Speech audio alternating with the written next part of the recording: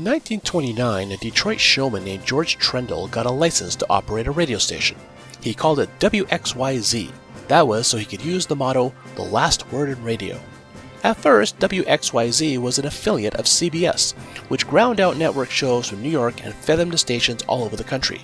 Now, radio was in a strange state in those days. It was vastly popular. The public was fascinated with people's voices and music coming out of a big box in the living room. The whole family would gather around the radio and sit silent and mesmerized for hours. But the advertisers hadn't yet taken to it. The traditional medium for selling breakfast cereal and perfume and cars and toothpaste was still the newspaper. If the product was upscale, like a Cadillac or a mink coat, the advertisers preferred magazines. But radio was still a tough sell because there was no rating systems that could give an accurate picture of who was listening, if anybody. George Trendle, the new station owner, quickly got fed up with the stuff he was getting from CBS, so he ended his contract and decided to put on his own shows. He was a howling failure. By 1932, he was losing $4,000 a week. Trendle remembered that back when he ran a movie theater, he couldn't go wrong with a Western. Fans would line up to see even a poor Western. And there were no Westerns on radio. So Trendle figured he would start a Western series. Trendle was a perfectionist.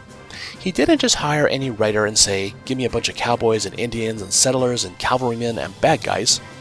He drew up a very definite picture of what he wanted. A tall, good-looking guy who came out of nowhere on a white horse, fought with the bad guys, then when he beat them, got on the white horse and disappeared.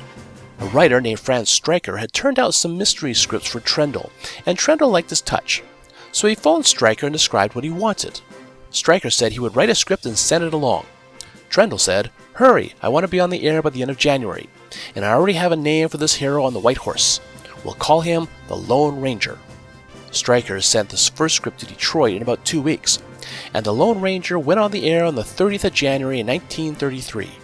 It created a revolution, although nobody knew it at the time.